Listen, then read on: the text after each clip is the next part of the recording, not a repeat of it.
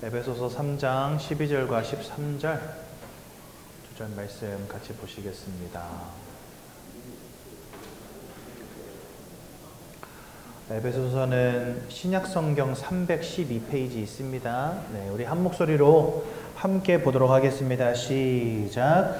우리가 그 안에서 그를 믿음으로 말미암아 담대함과 확신을 가지고 하나님께 나아감을 얻느니라. 그러므로 너희에게 구하노니 너희를 위한 나의 여러 환난에 대하여 낙심하지 말라.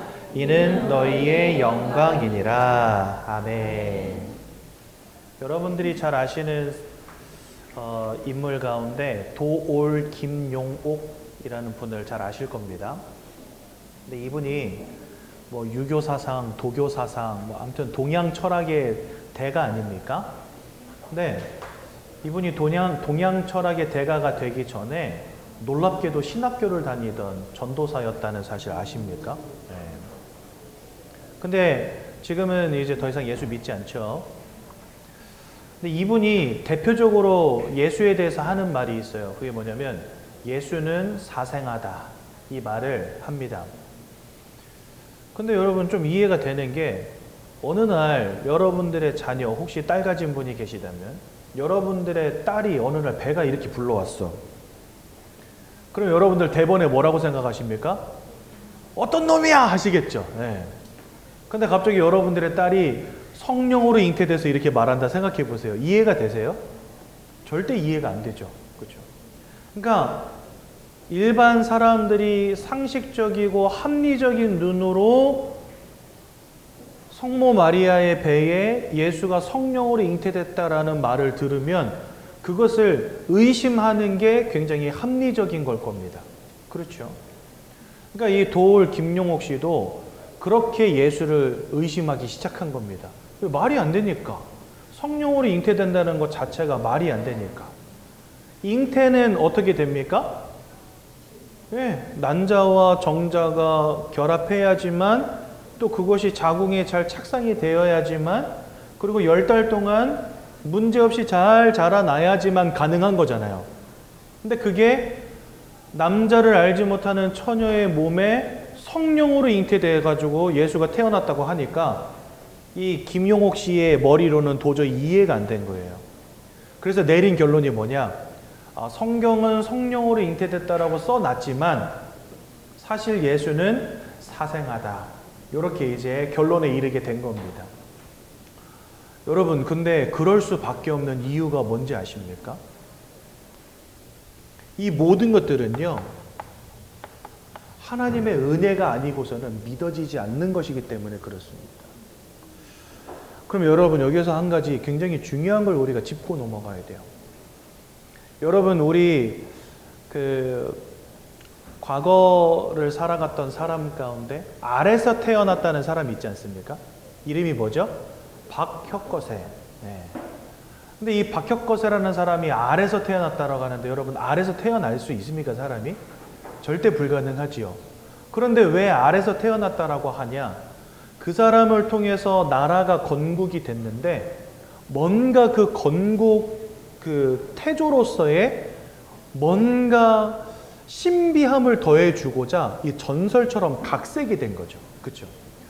그래서 많은 사람들이 예수님이 성령으로 잉태돼서 태어났다라고 하는 그 말을 예수님을 구원자로 신격화하기 위해서 사람들이 각색한 내용이다라고 생각하는 사람들이 많더라고요.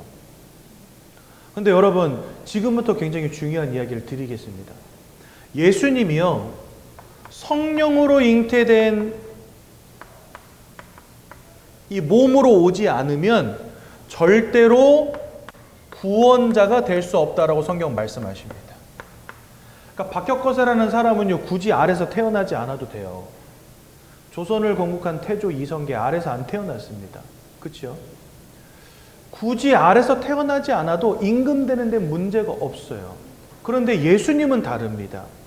예수님은 성령으로 잉태되셔서 남자를 알지 못하는 몸에 성령으로 잉태되셔서 사람의 피와 상관이 없는 몸으로 오셨어야만 했어요.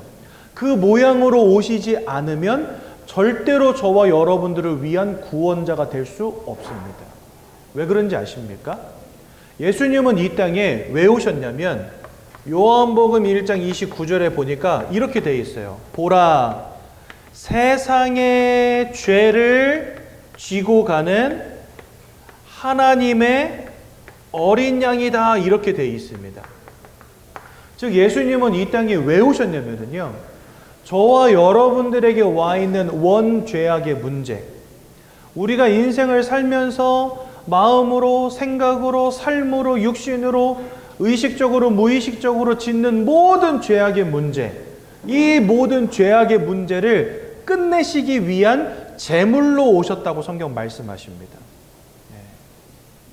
그래서 이 예수님은요, 이 땅에 오실 때 원죄와 상관이 없는 육신으로 오셨어야만 했어요. 그런데 아담의 후손으로 태어난 모든 사람들, 노아의 후손으로 태어난 모든 사람들은 다 원죄 가운데 태어납니다. 성경 그렇게 우리에게 말씀하시거든요. 그러니까 남자와 여자가 한 몸을 이루어서 거기에서 태어나는 모든 사람들은 다 원죄 아래 태어나는 겁니다. 예수님은 저와 여러분들을 위해서 죄 없는 몸으로 오셔서 저와 여러분들의 모든 죄악을 뒤집어 쓰고 죽어주셔야 되는 제물로 오시는 분이기 때문에 죄와 상관이 없는 몸으로 오셨어야만 했어요. 그러려면은요, 남자를 알지 못하는 처녀라고 하는 그릇에 하나님이 성령으로 아이를 담아두신 겁니다. 그래서 예수님은 성령으로 잉태되사 아담의 후손, 노아의 후손, 심지어 마리아의 후손도 아닌 사람의 피와 상관이 없는 유일한 육신을 가진 존재로 이 땅에 태어나십니다. 그리고 그 몸으로 십자가에서 저와 여러분들을 위해서 죽어주신 거예요. 그래서 예수님은 왜 성령으로 잉태되셨냐? 저와 여러분들을 위해서, 죄를 위해 죽어주시기 위해서 성령으로 잉태됐다라고 성경 우리에게 말씀하시는 겁니다. 그러니까 한마디로 말해 성령으로 잉태되지 않았다, 그러면요 예수님은 구원자가 될 수 없어요. 우리가 예수님을 구원자로 믿는 이유가 뭐냐? 성령 잉태로 태어나셨기 때문에 그분을 구원자로 인정하는 겁니다. 무슨 말인지 이해가 되시죠? 박혁거세는 굳이 아래서 태어나지 않아도 돼요. 근데 그 사람을 신격화하기 위해서, 뭔가 신비함을 더하기 위해서 아래서 태어났다라고 각색한 겁니다. 근데 예수님은요 각색이 아니에요. 성령 잉태가 아니면 그분은 구원자가 아닙니다. 그래서 예수님은 반드시 성령으로 잉태되어서 죄와 상관이 없는 몸으로 이 땅에 오셨어야만 한 겁니다. 그런데 이 도울 김용옥 씨는요, 이 사실이 안 믿어진 거예요. 왜 안 믿어지냐? 이거는요 그냥 사람의 머리로 그렇구나, 논리적으로 따져서 그래서 이렇게 오시는 거구나라고 믿어지는 부분이 절대 아니거든요. 저야 예수님이 이런 모양으로 오셔야 됩니다라고 여러분들에게 말씀을 전하지만 그것이 믿어지는 것은 하나님의 은혜의 유무에 달려 있다는 겁니다. 그래서요, 하나님이 여러분들을 사랑하시는 가장 큰 증거가 뭐냐? 이게 믿어진다는 거. 그게 하나님이 여러분들을 사랑하시는 가장 큰 증거입니다. 그래서 이 은혜가 없이는요 믿음도 없어요. 하나님의 은혜가 없다면 믿음도 없어요. 왜냐면요, 주님을 믿으려면 난관이 여러 개가 있거든요. 첫 번째는 뭐냐? 성령으로 잉태돼서 이 땅에 오셨다는 것이고, 두 번째는 뭐냐? 돌아가신 지 3일 만에 다시 살아나셨다는 겁니다. 이 부활도 마찬가지입니다. 예수님은 부활하셨어야만 합니다. 왜냐면 예수님이 저와 여러분들에게 약속하신 게 뭐냐면 바로 영생입니다. 여러분, 요한복음 3장 16절에 뭐라 되어 있어요? 하나님이 사람을 이처럼 사랑하사 독생자를 주셨으니 이는 저를 믿는 자마다 멸망치 않고 무엇을 얻게 하려 하심이라? 영생을 얻게 하려 하심이라. 그러니까 하나님이 궁극적으로 예수를 통해서 저와 여러분들에게 주고자 하신 게 뭐였냐면 영원한 생명이라는 겁니다. 주님이 만약에 십자가에서 돌아가셨어요. 사망하셨어요. 그리고 나서 부활하지 못하셨다. 그 말은 뭐지요? 예수님 안에도 영원한 생명, 사망을 이기는 생명의 능력이 없다는 말과 똑같은 거예요. 그러니까 저와 여러분들에게 영원한 생명을 주시려고 한다면 그분은 반드시 부활하셔야 하는 겁니다.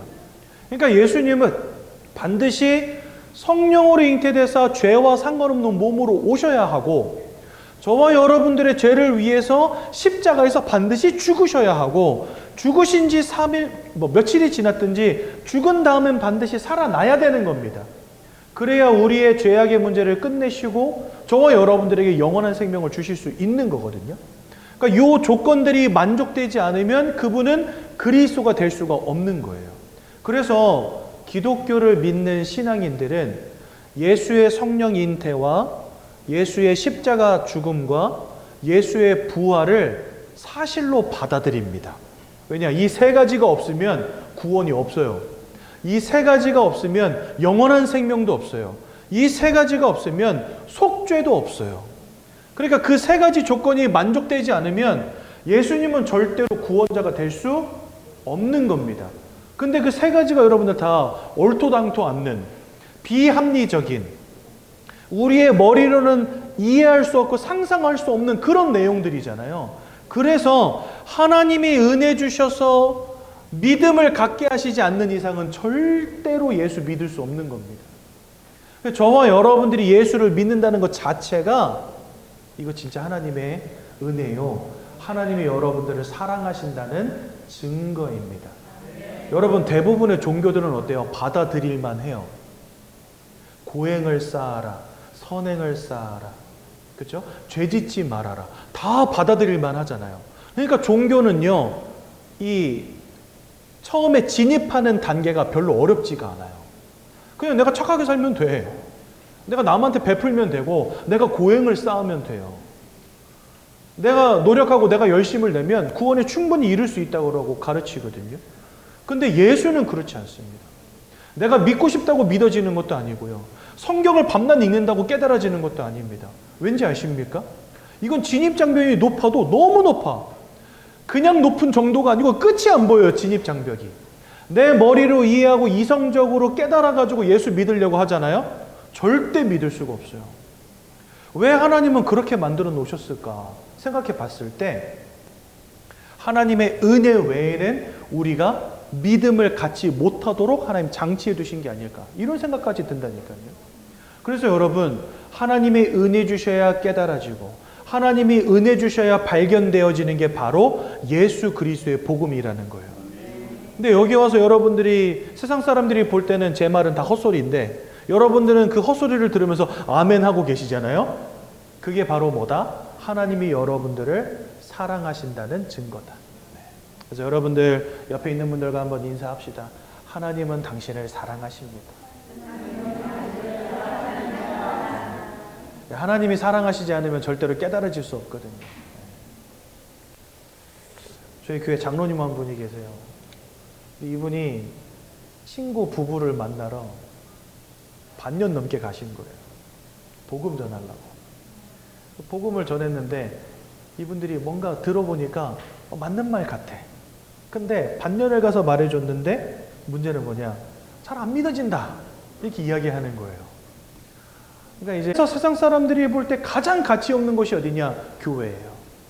눈에 보이지 않는 하나님, 확신할 수 없는 구원, 이것을 소망으로 붙잡는 데가 교회 아닙니까? 그러니까 제일 답답한 곳이 교회라고 말해요, 세상 사람들은. 그런데 우리가 조금만 눈을 달리해서 바라볼 때 교회는 어떤 곳입니까? 이 땅에 눈으로 보이지 않기 때문에 사람들이 느낄 수 없는 죄와 하나님 떠남과 사단의 역사를 이길 수 있는 능력이 있는 곳이요, 우리에게 사망으로부터 생명에 이를 수 있는 구원의 축복이 있는 곳이요, 예수 그리스도의 놀라운 복음의 비밀이 있는 곳이 교회 아닙니까? 그래서 여러분들, 하나님은 이 은혜라는 것을 가지고 하나님을 이해한 자와 하나님을 모르는 자를 나누신 겁니다. 구원의 축복을 발견한 자와 알지 못하는 자를 나누신 겁니다. 엄청난 기준이죠. 다른 모든 종교는요, 나의 열심이 기준이거든요. 그런데 하나님의 복음은요, 하나님의 은혜가 기준입니다. 은혜 받은 자와 받지 못한 자로 나뉘는 거예요. 그래서 여러분들, 진짜 하나님 아버지 앞에 믿음 달라고 기도하셔야 됩니다. 굉장히 중요해요. 하나님만 주실 수 있는 것이기 때문에. 그래서 저는요, 사실 너무 감사한 게 저는 학교 다닐 때 공부를 별로 못했거든요. 저희 어머니가, 아버지가 어렸을 때는 저한테 공부 열심히 해라 소리를 굉장히 자주 하셨는데, 이제 좀 제가 학교 가서 공부하는 꼴을 보고 나시니까 아, 얘는 공부 열심히 하라고 말해도 안 되는 애구나. 그래서 중학생 때 이후로는요, 저한테 공부 열심히 하라는 말을 한 번도 안 하시더라고요. 예, 그러니까 포기하신 거죠. 둘이 맨날 싸워. 뭐라고 싸우냐? 당신 닮아가지고 애가 내 머리를 닮았어야 되는데. 저희 어머니는 아버지 욕하고 아버지는 무슨 소리야, 내 머리를 닮았어야 돼. 당신 닮아가지고 애가 이 모양이라고 하면 그렇게 두 분이 맨날 싸우시거든요.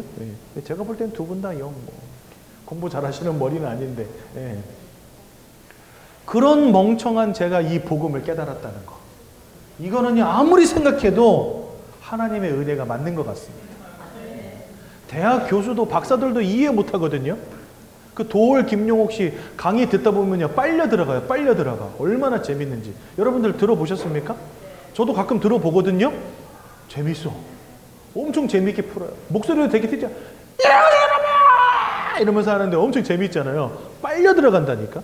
근데 그런 브레인이요, 이걸 이해를 못해요. 왜 그럴까요? 은혜 없이 안 돼요. 은혜 없이. 여러분들 이 자리에 나와 계시다는 것 자체가 하나님의 은혜요, 하나님의 사랑인 줄로 분명히 믿습니다. 네. 교회의 축복 반드시 누리십시오. 네. 그렇다면 왜 사람은 하나님의 은혜가 필요할까요? 하나님이 처음부터 그렇게 만드셨어요, 사람을요. 성경은 창세기 1장 27절에 하나님의 형상을 따라 사람 만드셨다 분명히 말씀하십니다.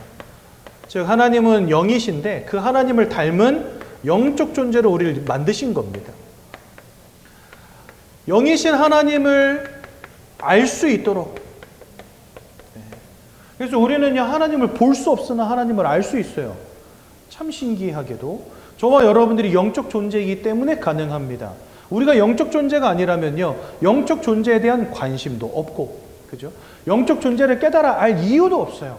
그런데 하나님은 영이시고 우리가 영적 존재이기 때문에 그 하나님을 알 수 있는 겁니다. 보지도 못하고 만져보지도 못하지만 우린 그 하나님을 알 수 있다는 사실. 그리고 하나님은요, 단순히 아는 것에서 그치지 않고 하나님과 함께 하기를 원하셨어요. 그래서 창세기 3장에 보면은 아담과 하와가 하나님과 함께 에덴 동산에서 살아가는 모습이 나옵니다. 거기 보면은요, 하나님이 동산을 거니시는 소리를 들었다. 이렇게 돼 있어요.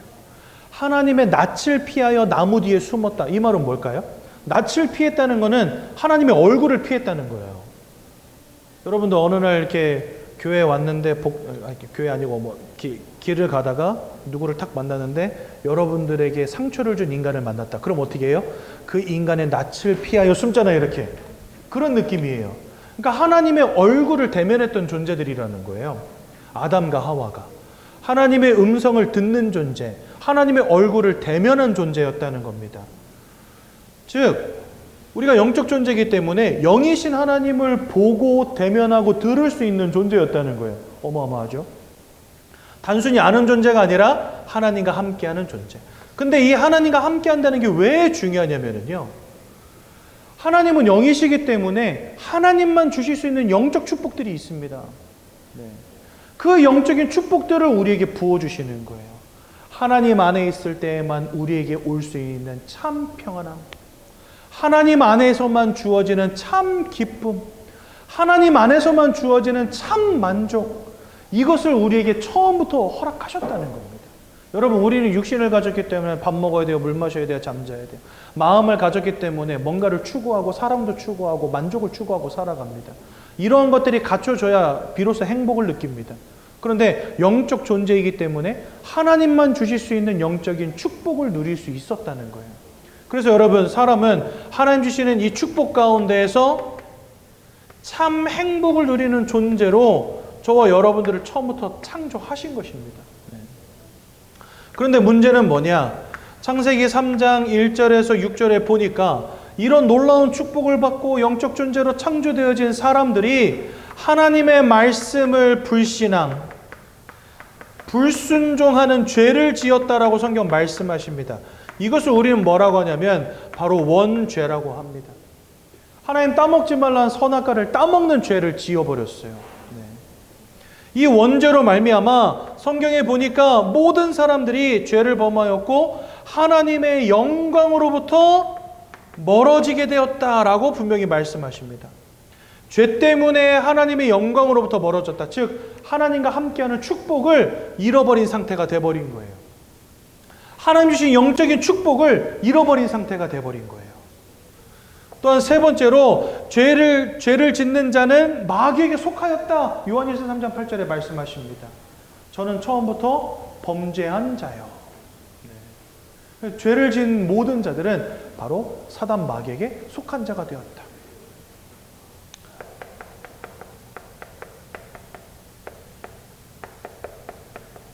그래서 여러분, 이 원죄로 말미암아 하나님을 잃어버리고 그때로부터 이 사단이라고 하는 존재에게 사로잡히게 되었다고 성경 우리에게 말씀하십니다. 세상은요, 사단이라는 존재가 있는지조차도 모릅니다. 근데 성경은요, 우리에게 이 존재는 실존하는 존재다라고 말씀하십니다. 여러분들 옛날 우솝 옛날 이렇게 전래동화 이런 데 보면 막 도깨비 이런 거 나오잖아요. 보통 교회 다니시는 분들이 사단을 어떻게 이해하냐면 전래동화 속에 나오는 도깨비 같이 이해하거든요. 근데 성경은 우리에게 그렇게 말씀하시지 않습니다. 성경은요, 이 사단이라는 존재가 하나님을 대적한 존재, 아담과 하와를 속여서 원죄 가운데 빠지게 만들어버린 존재, 그 이후로 인생을 사로잡은 공중권세 잡은 자가 되었다라고 성경 말씀하시고, 모든 사람들이 세상의 풍조를 따르며 자기의 마음의 욕심을 따르며 본질상 진노의 자녀가 되게 만든 존재가 사단이라고 성경 우리에게 분명히 말씀하고 계십니다. 즉 이 사단이라는 존재는요, 지금도 실존하는 그런 존재라는 거예요. 그리고 지금도 실제로 우리를 속이고 무너뜨리고 넘어뜨리고 멸망케 하는 존재가 바로 사단이라는 겁니다. 성경은요, 이 사단에 대해서 뭐라 말씀하시냐면 요한복음 8장 44절은 거짓의 아비라고 되어 있고 살인자라고 표현해 놨습니다. 그리고 우리가 그 사단의 자녀가 되었다라고 말씀하십니다. 너희는 너희 아비 마귀에게서 났으니 이래 돼 있어요. 여러분들의 엄마 아버지가 마귀라는 게 아니고 우리가 이전에는 하나님과 함께하는 존재들이었으나 죄로 말미암아 하나님 잃어버린 그 순간부터 사단 마귀에게 꽉 사로잡혀 버린, 영적으로는 사단에게 자녀돼 버린 그런 존재가 됐다는 겁니다. 여러분, 부모와 자녀의 관계는 뭐죠? 뗄래야 뗄 수 없는 관계, 칼로 잘라낼 수 없는 관계잖아요. 그렇죠? 그러니까 사단과 우리의 관계가 그런 관계가 돼버린 거예요. 하나님을 잃어버린 순간부터 이제는요, 분리할 수도 없어, 떨어질 수도 없어, 그냥 탁 사로잡힌 존재가 돼버린 겁니다. 내가 떠나고 싶다고 해서 떠날 수 없고 떨쳐내고 싶다고 해서 떨쳐내지는 존재가 아니라는 겁니다. 그런 영적인 존재가 저와 여러분들의 인생을 사로잡은 겁니다. 아까도 말씀드린 것처럼 요한일서 3장 8절은 그 사단에게 우리가 속한 자가 되었다. 즉 여러분들의 소속 자체가 이제는 하나님께 속한 자가 아니라 사단 마귀에게 속한 자. 근데 이 사단을 두고 요한복음 10장 10절은요, 도적이라고 표현해 놓으셨어요. 도적이 오는 것은 모든 거 빼앗고 죽이고 멸망시키려는 것 외에는 이유가 없다라고 우리에게 말씀하십니다. 그러니까 이 사단은요, 여러분들의 인생을 무너뜨리는 자, 여러분들의 인생을 멸망케 하는 자, 여러분들의 인생을 죽이는 자라는 겁니다. 이런 영적 존재에게 저와 여러분들이 지금까지 소속돼 있었다는 거예요. 내가 아무리 열심을 내도, 내가 아무리 최선을 다해도 마음의 무너짐을 막지 못하고 인생에 오는 환난과 고통이 끊이지 않았던 이유, 부모 잘못 만나서, 남편 잘못 만나서, 아내 잘못 만나서, 알을 이상한 걸 나눠서 그런 거라고 생각했거든요. 아니었던 거예요. 내 인생에 자꾸만 내가 운이 없어서, 내가 뭔가 아홉수가 껴서 이런 것들로 다 책임전가 했었거든요. 근데 알고 보니까 그게 아니었던 거예요. 여러분들의 인생에 자꾸만 고통을, 여러분들의 인생에 자꾸만 멸망을, 여러분들의 인생에 자꾸만 실패를, 여러분들의 인생에 자꾸만 환난을 가져다주는 영적 존재가 있었던 겁니다. 도적이라고 표현되어 있어요. 계시록 12장 9절에 보니까 천하를 꿰는 자라고도 되어 있습니다. 멸망으로 끌고 가는 자라고 성경 우리에게 설명하십니다. 그러니까 이 사단이라고 하는 녀석은요, 여러분들의 인생이 잘 되는 꼴을 못 보는 놈인 거예요. 근데 목사님, 세상에 예수님 믿지 않는 사람들 가운데서는 사업적으로도 성공하고 건강하게 오래오래 살고, 그죠? 뭔가 지식적으로도 훌륭한 사람들 많지 않습니까? 그 사람들 다 예수님 밖에 있는 사람들인데 왜 이렇게 축복받습니까? 저도 그게 되게 궁금했거든요. 근데 사람은 역시 다 똑같나 봐요. 성경에 보면 호세아라는 선지자가 있는데 그 호세아도 동일한 질문을 하나님께 합니다. 뭐라 질문하냐? 하나님, 왜 예수 믿는 우리들은 사자굴에 던져지고 십자가에 이렇게 못 박히고 불로 태워 죽이고 저 불신자들은 승승장구하고 잘 나가고 돈 벌고 건강하고 오래 살고 왜 이렇습니까? 하나님 뭐라 답했는지 아십니까? 장차 그들에게 임하게 될 멸망과 고통이 무엇인지 세상을 알지 못한다 그러셨어요. 여러분들, 우리는요 착각하기 쉽습니다. 예수 알지 못하는 사람들이 뭔가 성공하고 잘 나가고 예수 믿는 사람들은 뭔가 안 되고 무너지는 것처럼 보일 때가 많거든요. 성경은 우리에게 분명한 영적 사실을 말씀하십니다. 이 땅을 살아가는 동안에 하나님과 상관이 없이 사단 마귀에게 턱 매여 있는 그것 자체가 나중에 우리의 형벌로 연결되어진다는 걸 분명히 말씀하세요. 여러분, 불신자들 이 땅에서 잘 나가고 성공하는 거 너무 부러워하지 마십시오. 그 인생에 하나님이 없다는 그것 때문에 결과적으로는요 진노의 자녀가 될 수밖에 없다는 사실. 그래서 우리가 하나님을 잃어버리고 이 사단 마귀에게 사로잡히게 되었다는 것 자체가 여러분들 인생에 있어서 가장 큰 문제인 것입니다. 우리 새가족부에 오시는 분들 보면은요, 어떤 분은 자녀 문제 때문에, 어떤 분은 부모님 건강 때문에, 어떤 사람은 사업 때문에, 경제 문제 때문에, 마음과 생각의 문제 때문에 여러 가지 베레벨 문제들로 다 오시거든요. 근데 사실 성경에서 말씀하시는 문제는 그런 문제들이 아닙니다.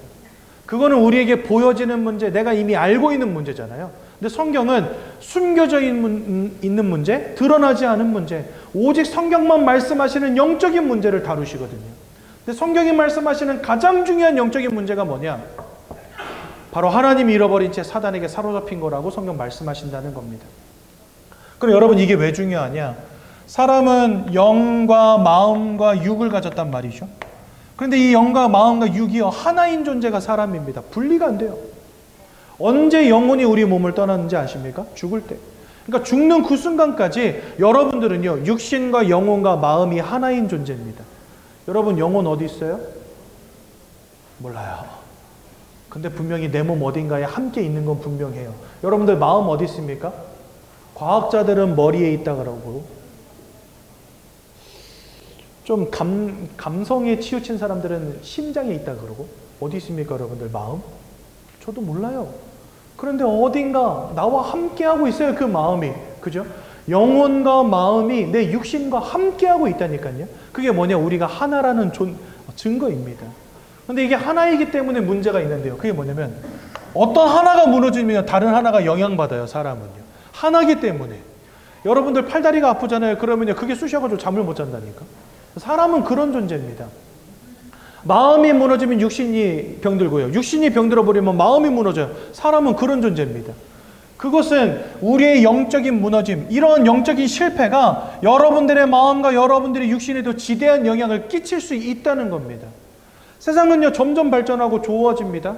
기술도 발전하고 의학도 발전하고, 요즘에는요 여러분들 과거에 100년의 기술의 발전이 요즘에는요 반년 1년 만에 이루어지거든요.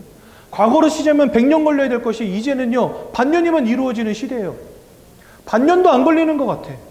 여러분, 제가 말씀드렸잖아요. 홈페이지 한 번도 만들어 본 적 없는데 AI에다가 부탁하니까 5분 만에 홈페이지가 만들어져요. 시대가 그렇게 바뀌었어요. 얼마나 좋아졌는지 아십니까? 그러면 사람들은 행복해야 되잖아요. 경제적으로 많이 발전하기 때문에 이제는 굶어 죽는 사람 많이 없어요. 정부에서 복지도 얼마나 잘해주는지 아십니까? 그럼 사람들 행복해야 되잖아요. 근데 이상하죠? 사람들의 마음은 점점 더 무너지고 있고, 우울증과 조울증과 같은 마음의 문제는 점점 심각해지고 있고, 전국의 정신병원은요 꽉 차 있다는 사실 아십니까? 세상이 아무리 발전해도 절대로 해결되어지지 않는 이 영적 문제 가운데 있기 때문에 세상이 아무리 좋아져도 여러분들 마음의 평안함을 찾기는 쉽지 않을 겁니다. 여러분, 우리나라는요 좌와 우가 엄청 싸우는 나라잖아요. 전라도와 경상도가 맨날 싸우잖아요. 경상도를 갱상도라고 죄송합니다. 전라도와 경상도가 맨날 싸우잖아요. 근데 과거에는요 이 어떤 그런 이 싸움이 있고, 전라도와 경상도는 물론 하나 될 수 없는 그런 물과 기름 같은 존재이기는 하지만, 그런데 옛날에는 그래도 내 주변에 있는 사람들하고 뭔가 인간관계 이런 데는 좀 끈끈함이라는 게 있었거든요. 근데 지금은 어때요? 여전히 좌와 우가 싸우고 있는데 이제는 이제 개인들의 관계도 다 무너져 있어요. 얼마나 이기주의가 됐는지 아십니까? 나만 알아. 심지어 여러분들 요즘에 되게 합리적인 생각을 못하는 사람들 엄청 많다는 거 여러분들 생각 안 해보셨습니까? 어느 날 어린이집에서 애들이 싸운 거예요.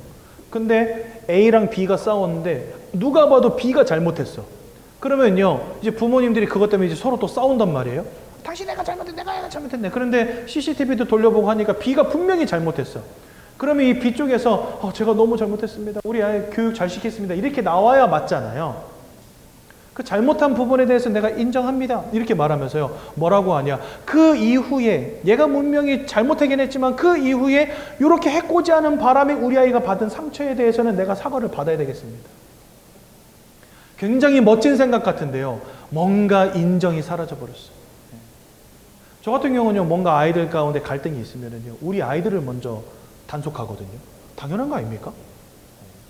그래야지만 앞으로 사회생활을 하는 데 있어서 남도 배려할 수 있고 이해할 수 있는 거 아니에요? 근데 요즘에는 나만 알아. 나만 알고 내 자녀만 알아요. 생각이요. 이상하게 너무나 개인주의, 너무나 이기주의 완전 치우쳐버렸다니까요. 사람들의 마음은요. 왜 점점 각박해집니까? 세상은 풍요로워지는데. 그것은 뭘 의미하냐면 세상이 아무리 환경이 아무리 좋게 풍요롭게 바뀐다 할지라도 우리 마음과 생각의 상태는요 좋아질 수 없다는 겁니다. 너무 극단적으로 설명하는 것처럼 보이지만 객관적으로 여러분들이 세상을 바라볼 때 점점 그렇게 변하지 않습니까? 여러분들 주변에 분명히 좋은 사람들이 있을 겁니다. 인간관계 잘하는 사람들 있을 겁니다. 근데 평균적으로요, 객관적으로 바라볼 때 세상은요 점점 각박해지고 있어요. 분명히. 세상이 아무리 좋아져도 사람들의 마음의 상태는 바뀌지 않을 겁니다. 앞으로 더 과학이 발전하고 의학이 발전해서 200세 시대가 온다 할지라도요, 사람들의 마음은 풍요로워지지 않을 겁니다. 왠지 아십니까? 이 속에 있어요, 이 속에. 사람은 영적 존재인데 영적인 무너진 가운데 있는 겁니다. 그래서요, 많은 사람들이 우울증, 조울증, 막 악몽을 꾸기도 하고, 환청을 듣기도 하고, 환상을 보기도 하고, 노이로제, 스트레스, 이런 것들에 완전히 시달리다 보니까 약을 먹지 않으면 안 되는 인생, 약을 먹지 않으면 분노를, 우울감을 조절하지 못하는 인생 돼버린 겁니다. 옆에 사랑한다고 말해주는 사람이 없어서가 아니에요. 세상에 누릴 게 없어서가 아닌 게 아니에요, 여러분들. 여러분들이 매일마다 진짜 죽는 그날까지 아무리 써도 마르지 않는 돈을 가졌다 칩시다. 그런들 전 세계에 있는 모든 유명한 관광지들, 전 세계에 있는 모든 산의 진미들 죽기 전까지 다 누릴 수 있겠습니까? 아마 힘들걸요. 얼마나 갈 곳이 많고 얼마나 누릴 것이 많고 얼마나 먹을 게 많습니까? 사람들이요 인생 즐기고자 하면은요 진짜 수천억을 가졌다는데 그거 1, 2년이면 다 쓸 수도 있을 거예요. 세상에 누릴 것이 너무 많기 때문에. 근데 여러분 사람들 행복을 찾을 수가 없어요. 아무리 좋은 것, 아무리 멋진 것, 아무리 화려한 것 걸치고 입고 내가 먹어봐도 그걸로 안 되는 거예요. 왜냐? 영적 존재라니까. 이 마음과 생각의 무너짐 해결이 안 되는 겁니다. 왜냐? 영적인 무너짐 속에 있기 때문에. 그러다 보니 여러분들 그 삶도 무너질 수밖에요. 아무리 열심히 살아도 아무리 최선을 다해도 아무리 노력해도 안 되는 인생의 문제가 막 계속 와. 여기 가서 빌어보고 저기 가서 드려보고 깎아놓고 빌어보고 모셔다가 빌어보고 아무리 해도 되어지지 않는 인생의 문제가 계속되는 겁니다. 그러니 술에 빠져 살지 않으면 안 되는 인생, 마약하지 않으면 안 되는 인생, 뭔가 짜릿한 것을 찾아서 막 집착하는 인생 돼버릴 수밖에 없는 겁니다. 그러니까 사람이요 영적인 무너짐 가운데에서 이 마음과 생각의 무너짐, 삶과 육신의 무너짐 가운데 살아갈 수밖에 없는 구조인 거예요 지금. 그런데 사람들은요 저마다 답을 찾기를 원합니다. 왜요? 인생이 힘드니까, 어떻게든 행복하고 싶으니까. 그런데 문제가 뭔지를 이해하지 못하니까 답이라고 찾는 것이 오답이 될 수밖에 없는 겁니다. 야, 네가 착하게 살아야 돼. 성실하게 살아야 돼. 최선을 다하면 돼. 열심히 살면 돼. 남 해코지 하지 말고 배려하면서 이해하며 서로 사랑하며 살면 돼. 누군들 그거 모르겠습니까, 여러분들? 그거 몰라서 못하는 거 아니잖아요. 알지만 안 되는 걸 어떻게 합니까? 아니, 공부 잘하기 싫은 학생 어디 있어요? 저도 어렸을 때 공부 잘하고 싶었어요. 왜냐? 가끔 이렇게 뭐 100점짜리 시험지 가져오는데 그럼 엄마 아빠 엄청 기뻐하시더라고. 근데 100점이 안 나오는 걸 어떡해? 가끔 한 번씩 나오는 걸 어떡해? 내 마음대로 안 돼, 이게. 인생 성공하기 싫은 사람 누가 있습니까? 다 성공하고 싶지요. 실패하고 싶은 사람 누가 있습니까? 여러분들 가운데 장래 희망이 실패자 있습니까? 아무도 없을걸요? 다 성공하고 싶지 누가 실패하고 싶습니까? 인생이 내 마음대로 안 돼요. 그러니까 뭔가 나름대로 답을 찾아보지만 답을 찾을 수가 없어. 왜요? 문제가 뭔지를 모르니까. 왜 내 인생은 안 될까? 왜 내 인생은 자꾸 무너질까? 왜 내 인생은 자꾸 실패할까? 왜 내 인생은 뭔가 꽉 막혀 있을까? 왜 내 인생은 뭔가 풀어지지 않을까? 왜 내 인생은 뭔가 열리지 않을까? 늘 고민해봐도 답이 안 날 겁니다. 아무리 빌어봐도, 아무리 깎아봐도, 그렇죠? 아무리 불러다가 푸닥거리 해봐도, 아무리 돼지머리 삶아놓고 절해봐도 안 될 겁니다. 아니 요즘에는요, 그 북어대가리에다 명주실 감는 거, 옛날에는 진짜 실물로 걸어놓고 다녔었잖아요, 차에다가. 근데 요즘에 그거 냄새도 나고 벌레도 꼬이고 하니까 플라스틱이 나왔다니까요. 플라스틱 북어대가리가 있어요. 여러분 옛날에는요, 돼지머리 진짜 삶았거든요. 근데 웃는 상으로 이게 삶아야지 비싸게 팔리거든요. 근데 이제는 그거 삶는 것도 귀찮은가 봐. 플라스틱 돼지가 나왔어. 근데 플라스틱 돼지 여러분들 콧구멍, 귓구멍 뚫려 있는 거 아시죠? 왜 뚫려 있을까? 돈 껴야 되니까. 그래 여러분 좀 플라스틱 웃는 돼지가 있어요. 콧구멍에다 10,000원짜리 50,000원짜리 끼놓고 귓구멍에다 10,000원짜리 50,000원짜리 끼놓고 플라스틱 웃는 돼지에다가 돈 꽂아놓고 그 앞에 절해요 사람들이요. 미치고 환장하겠어 진짜. 아니 플라스틱 웃는 돼지가 여러분들 인생 축복합니까? 근데 사람들은 해요. 왜 그런지 아십니까? 인생 답답하니까. 이거라도 안 하면 미치겠습니까? 문제가 뭔지 모르니까 오답 찾아갈 수밖에 없어요. 온 집안에다가 부적 다닥다닥다닥 붙여놓고 신주단지 모셔놓고 아침마다 뭡니까? 촛불 켜놓고 기도하는 인간부터 시작해서 얼마나 많은 사람들이요 빌고 절하고 드리고 깎아놓고 믿고 이거 하는지 아십니까? 근데 성경 뭐라 말씀하시냐? 고린도전서 10장 20절 대저 이방인이 하는 제사는 귀신과 교제하는 것이니라. 여러분 이거 진짜 충격인 거예요. 사람은 영적 존재이기 때문에 우리가 영적 행위할 때 그곳에 또 다른 영적 존재들이 역사합니다. 성경 이렇게 말씀하세요. 둘 셋이 내 이름으로 모이는 그곳에는 나도 너희와 함께 있느니라. 그 말은 뭐예요? 우리가 예배하는 이 자리에 하나님이 함께 하신다는 겁니다. 바꿔 말하면 하나님을 알지 못하는 불신자들이, 하나님을 알지 못하는 마귀에게 속한 자들이 제사 지내고 고사 지내고 무당 불러다가 푸닥거리하고 뭡니까 부적 갖다 붙이고 이런 행위를 할 때 그곳에 누가 역사할까요? 말해 뭐합니까? 저와 여러분들이 영적 존재이기 때문에 일어나는 일들인 것입니다.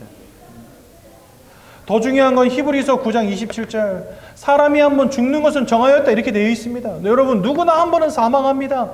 누구나 한 번은 이 땅 떠나갑니다. 천년만년 사시겠습니까? 근데 그 이후에는요 심판이 있다라고 말씀하세요. 자 이제 가장 헷갈리는 데가 여기입니다. 그럼 어떻게 심판받냐 이거죠. 많은 사람들 생각할 때 착하게 살면 천국, 못되게 살면 지옥이라고 생각합니다. 근데 성경은 그렇게 말씀하시지 않습니다. 여러분, 우리가 하나님을요, 내 생각대로 판단하면 절대 안 돼요. 하나님이 지으신 이 세계, 하나님이 지으신 천국과 지옥을 내 멋대로 판단하면 절대 안 됩니다. 왠지 아십니까? 그것을 지으신 이의 의도를 알아야 돼요. 그렇지 않습니까? 마태복음 25장 41절에 이렇게 말씀하세요. 지옥이라고 하는 것은 마귀와 그의 사자들을 위해서 예비된 곳이다라고 되어 있습니다. 즉 하나님이 자기를 대적하고 아담과 하와를 속여서 죄악 가운데 빠지게 만들었던 이 사단 마귀를 가두기 위해서 만든 곳이 바로 지옥이다 이렇게 설명해 놓으셨다니까요. 여러분 지옥은 못된 놈 가는 곳이 아닙니다. 마귀가 들어가는 곳이 지옥입니다. 그러니까 하나님이 마귀를 영원히 가두기 위해서 만든 감옥이 지옥이라는 거예요. 근데 문제는 뭐냐? 하나님을 부인하고 불신앙, 불순종함으로 하나님을 떠난 상태에서 사단 마귀에게 속한 자가 되어버린 모든 존재들, 마귀라고 하는 그 존재와 마귀의 권세와 마귀에게 속한 모든 것들 함께 들어가는 거예요. 그래서 여러분 지옥은 못된 놈들이 가는 곳이 아니라 마귀에게 속한 모든 것들이 가는 곳이 지옥인 것입니다. 이거를 오해하시면 안 돼요. 성경은 우리에게 그렇게 가르치십니다.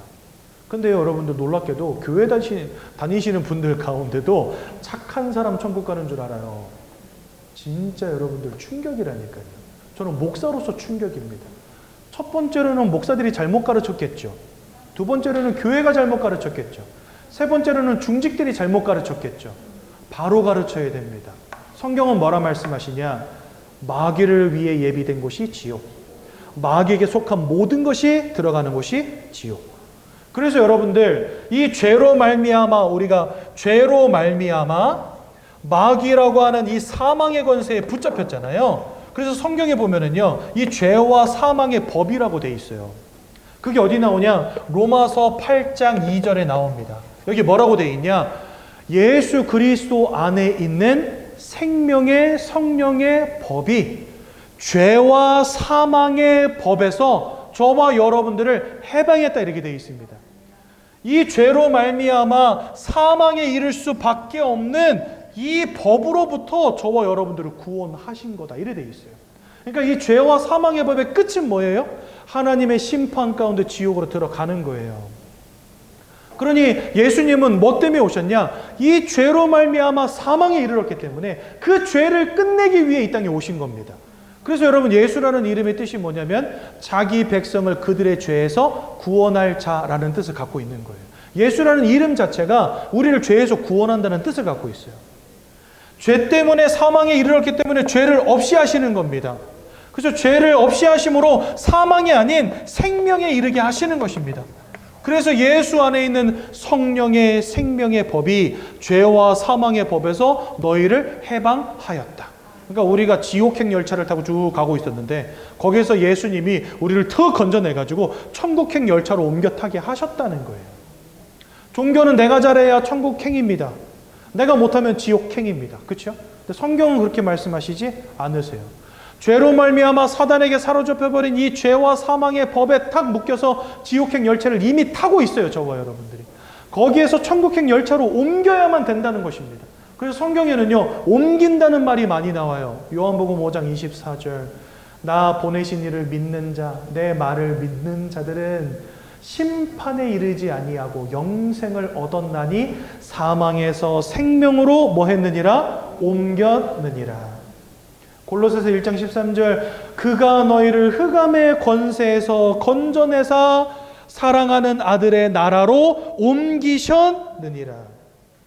하나님이 저와 여러분들을 죄에서 사망에서 건져내사 생명으로, 영원한 생명으로 천국으로 옮기시는 것입니다. 오직 누구를 통해서? 그리스도 예수를 통해서. 그래서 여러분들, 이 땅에는 방법이 없어요. 오직 예수 외에는 길이 없는 것입니다.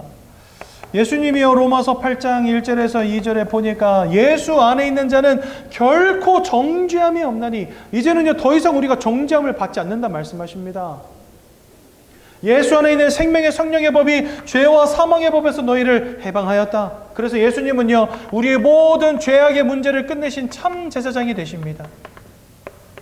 두 번째로 요한복음 14장 6절에 내가 곧 길이요 진리요 생명이니 나로 말미암지 않고는 아버지께로 올 자가 없느니라. 아버지께로 올 자가 없다는 말은 뭡니까? 다 아버지에서부터 떨어져 있다는 거예요. 지금 아버지의 영광으로부터 멀리 있다는 겁니다. 그런데 예수를 통하지 않고는 그 아버지께로 올 자가 없다는 거예요.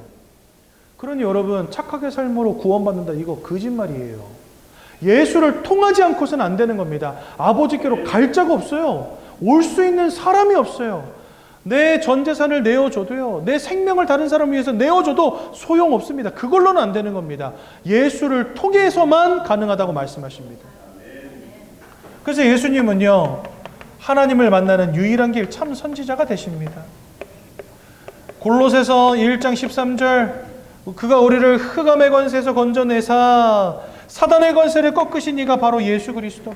요한일서 3장 8절은 아들이 나타나신 것은 마귀가 하는 모든 일을 멸하기 위함이니라. 사단의 권세를 꺾으신 오직 예수 그리스도, 그분만이 우리를 구원하실 참 왕이 되셨다라고 말씀하십니다.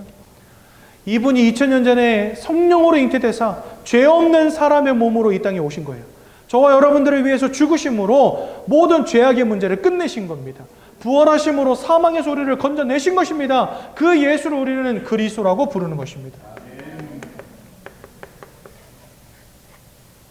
그러므로 여러분, 그리스도 외에는 구원의 방법이 없는 것입니다. 예수 믿는 것 외에는 천국에 이를 방법이 요한한 것입니다. 그래서 우리가 이걸 바로 이해해야 돼요. 우리가 어떤 존재인가. 아, 나는 영적 존재고. 근데 죄로 말미암아 사단에게 사로잡히고 하나님 잃어버렸구나. 이거는 세상의 그 어떤 방법으로도 해결되어지지 않는 것이고. 그래서 하나님은 우리에게 예수를 보내셨구나. 하나님께 이를 유일한 길로서 예수를 보내셨구나. 그분을 그래서 우리는 그리스도라고 부르는 것이고. 여러분들 예수 그리스도를 통하여 구원의 축복 가운데로 들어가시기를 축원드립니다. 15페이지에 보면 영적 기도문 잘 나와 있습니다. 로마서 10장 10절에 너희가 마음으로 믿을 때 의에 이르고 입으로 시인할 때 구원에 이른다라고 분명히 약속하셨습니다. 오늘 여러분들이 입술을 열어 예수를 그리스도로 고백하시고 하나님의 자녀되는 놀라운 축복 누리시기 바랍니다. 우리 함께 영적 기도문을 고백하겠습니다. 사랑의 하나님, 이제 나는 죄인인 것을 깨닫고 회개합니다.